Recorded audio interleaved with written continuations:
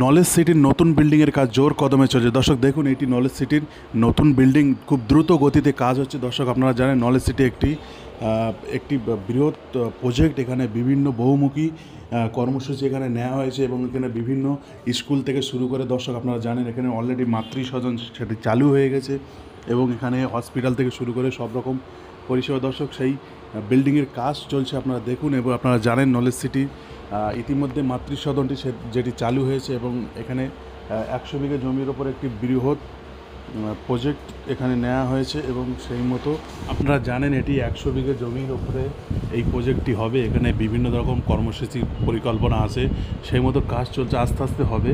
এবং সর্বোপরি আপনারা জানেন যে রাস্তাটাও আগের থেকে অনেক উন্নত হয়েছে, আপনারা সেটা দেখেছেন।